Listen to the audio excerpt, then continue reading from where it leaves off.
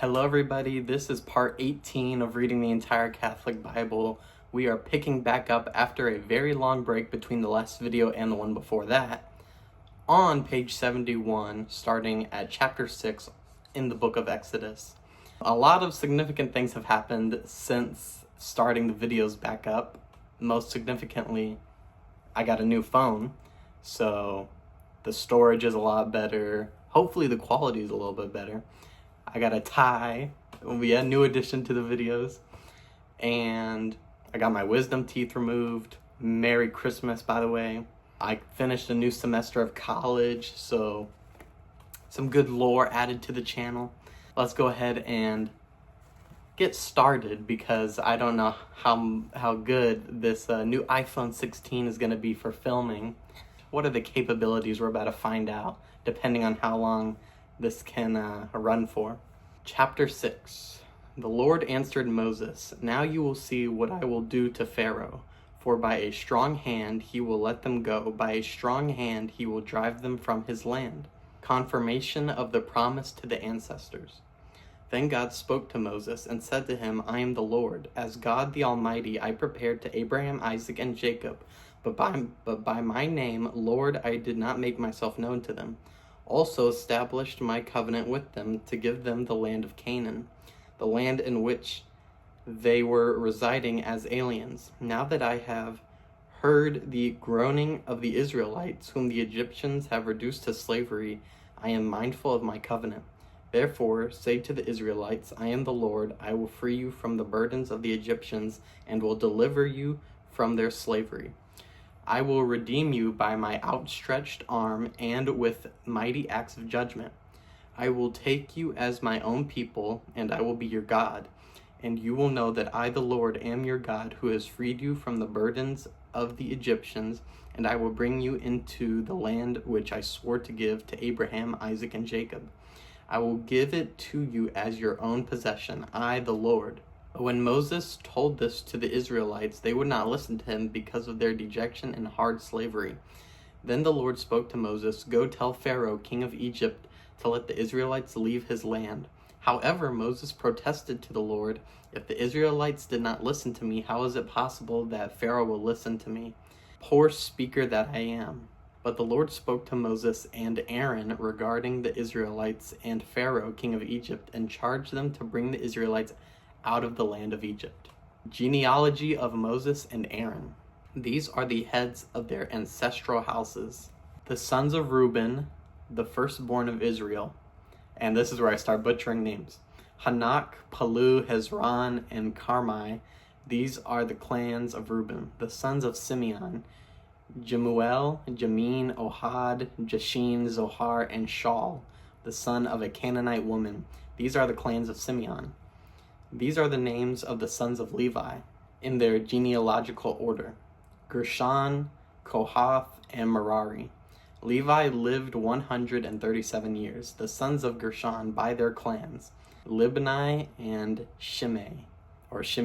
The sons of Kohath: Amram, Izhar, Hebron, and Uziel. Kohath lived 133 years. The sons of Merari: Mali and Mushi. That sounds so, incorrect. These are the clans of Levi in their genealogical order. Amram married his aunt, Jochebed, who bore him Aaron, Moses, and Miriam. Amram lived 137 years. The sons of Izhar, Korah, and Nepheg, and Zichtri. The sons of Uziel: Mishael, Elzaphan, and Zithri. Aaron married Elisheba, Aminadab's daughter, the sister of Nahshon. She bore him Nadab, Abihu, Eleazar, and Ithamar. The sons of Korah: Asir, Elkanah, and Abiseph. These are the clans of the Korahites. Eleazar, Aaron's son, married one of Putiel's daughters, who bore him Phinehas. These are the heads of the ancestral houses of the Levites by their clans. These are the Aaron and the Moses to whom the Lord said, "Bring the Israelites out from the land of Egypt, company by company." These are the ones who spoke to Pharaoh, king of Egypt, to bring the Israelites out of Egypt, the same Moses and Aaron. I love how sometimes there's like names I can recognize because I've heard them before, and then some of these names I bet I'm just like completely butchering. When the Lord spoke to Moses in the land of Egypt, the Lord said to Moses, I am the Lord. Say to Pharaoh, king of Egypt, all that I tell you. But Moses protested to the Lord, since I am a poor speaker, how is it possible that Pharaoh will listen to me? Chapter 7. The Lord answered Moses, See, I have made you a god to Pharaoh, and Aaron your brother will be your prophet. You will speak all that I command you. In turn, your brother Aaron will tell Pharaoh to let the Israelites go out of his land. Yet I will make Pharaoh so headstrong that despite the many signs and wonders that I work in the land of Egypt, Pharaoh will not listen to you. Therefore I will lay my hand on Egypt, and with mighty acts of judgment I will bring my armies, my people, the Israelites, out of the land of Egypt. All Egyptians will know that I am the Lord, when I stretch out my hand against Egypt and bring the Israelites out of their midst. This, then, is what Moses and Aaron did. They did exactly as the Lord commanded them. Moses was 80 years old and Aaron 83 when they spoke to Pharaoh. The contest with Pharaoh, the staff turned into a serpent. The Lord spoke to Moses and Aaron, When Pharaoh demands of you, produce a sign or wonder, you will say to Aaron, Take your staff and throw it down before Pharaoh, and it will turn into a serpent. Then Moses and Aaron went to Pharaoh and did just as the Lord had commanded. Aaron threw his staff down before Pharaoh and his servants, and it turned into a serpent. Pharaoh in turn summoned the wise men and the sorcerers, and they also, the magicians of Egypt, did the same thing by their magic arts. Each one threw down his staff, and they turned into serpents. But Aaron's staff swallowed their staffs. Pharaoh, however, hardened his heart and would not listen to them, just as the Lord had foretold. First plague, water turned into blood. Then the Lord said to Moses, Pharaoh is obstinate in refusing to let the people go. In the morning, just when he sets out for the water, go to Pharaoh and present yourself by the bank of the Nile, holding in your hand the staff that turned into a snake. Say to him, The Lord, the God of the Hebrews, sent me to you with the message, Let my people go to serve me in the wilderness. But as yet you have not listened. Thus says the Lord, This is how you will know that I am the Lord. With the staff here in my hand, I will strike the water in the Nile, and it will be changed into blood. The fish in the Nile will die, and the Nile itself will stink, so that the Egyptians will be unable to drink water from the Nile. The Lord then spoke to Moses, Speak to Aaron, take your staff, and stretch out your hand over the waters of Egypt, its streams, its canals, its ponds, and all its supplies of water, that they may become blood. There will be blood throughout the land of Egypt, even in the wooden pails and stone jars.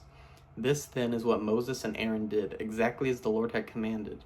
Aaron raised his staff and struck the waters in the Nile in full view of Pharaoh and his servants, and all the water in the Nile was changed into blood.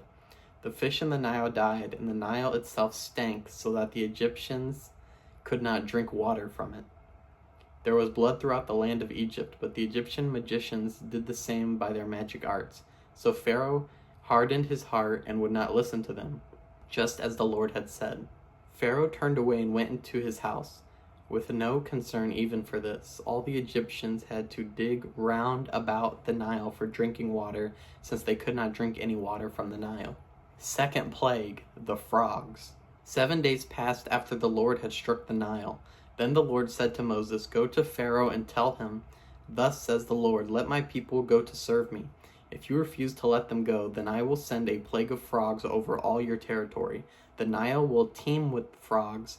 They will come up and enter into your palace, and enter your bedroom, and onto your bed, into the houses of your servants, too, and among your people, even into your ovens and your kneading bowls. The frogs will come up over you and your people and all your servants. Chapter 8. The Lord then spoke to Moses, Speak to Aaron, stretch out your hand with your staff over the streams, the canals, and the ponds, and make frogs overrun the land of Egypt. So Aaron stretched out his hand over the water of Egypt, and the frogs came up and covered the land of Egypt. But the magicians did the same by their magic arts and made frogs overrun the land of Egypt. Then Pharaoh summoned Moses and Aaron and said, Pray to the Lord to remove the frogs from me and my people, and I will let the people go to sacrifice to the Lord. Moses answered Pharaoh, Please designate for me the time when I am to pray for you and your servants and your people. to get rid of the frogs from you and your houses. They will be left only in the Nile." "Tomorrow," he said. Then Moses replied, "It will be as you have said, so that you may know there is none like the Lord our God. The frogs will leave you and your houses, your servants and your people. They will be left only in the Nile." After Moses and Aaron left Pharaoh's presence, Moses cried out to the Lord on account of the frogs that he inflicted on Pharaoh, and the Lord did as Moses had asked.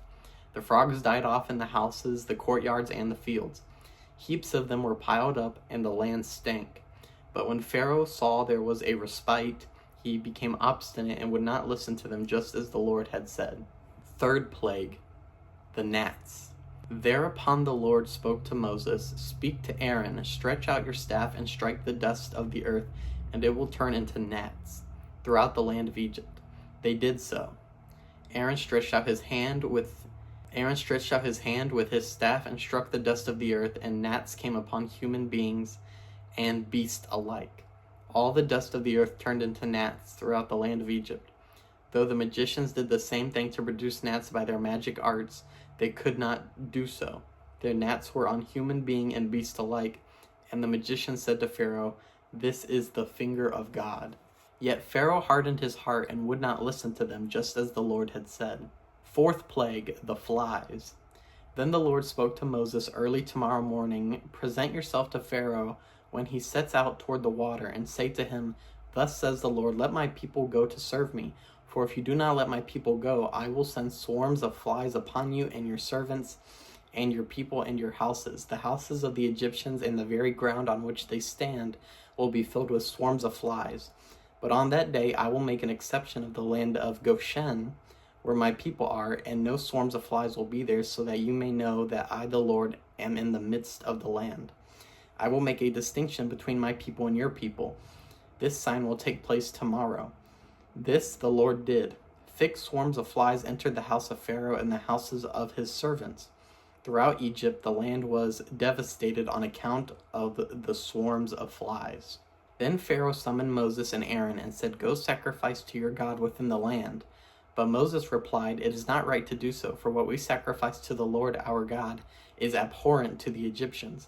If we sacrifice what is abhorrent to the Egyptians before their very eyes, will they not stone us? We must go a 3 days' journey in the wilderness and sacrifice to the Lord our God as he commands us," Pharaoh said. "I will let you go to sacrifice to the Lord your God in the wilderness, provided that you do not go too far away. Pray for me." Moses answered, "As soon as I leave, I will pray to the Lord that the swarms of flies may depart tomorrow from Pharaoh, his servants, and his people." Pharaoh, however, must not act deceitfully again and refuse to let the people go to sacrifice to the Lord. When Moses left Pharaoh, he prayed to the Lord, and the Lord did as Moses had asked, removing the swarms of flies from Pharaoh and his servants and his people.